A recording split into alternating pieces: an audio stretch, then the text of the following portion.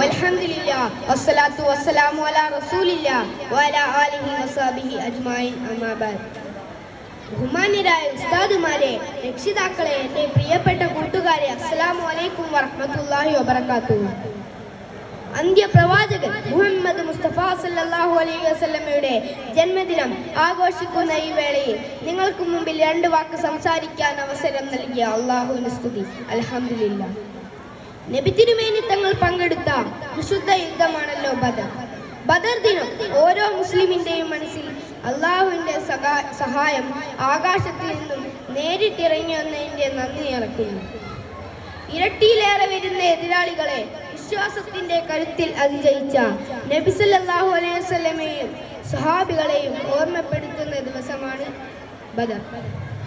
മുസ്ലിം പക്ഷത്ത് ആളുകളും ആയുധങ്ങളും കുറവായിരുന്നു, പക്ഷേ ശത്രുപക്ഷത്ത് ആളുകളും ആയുധങ്ങളും വളരെ കൂടുതലായിരുന്നു. എന്നിട്ടും അവർ ജയിച്ചു.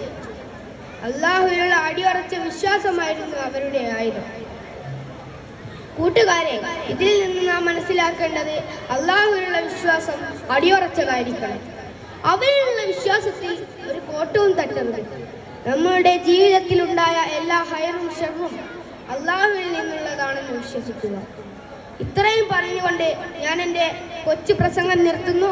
വാഹിർ ദഅവാന അൽഹംദുലില്ലാഹി റബ്ബിൽ ആലമീൻ. അസ്സലാമു അലൈക്കും.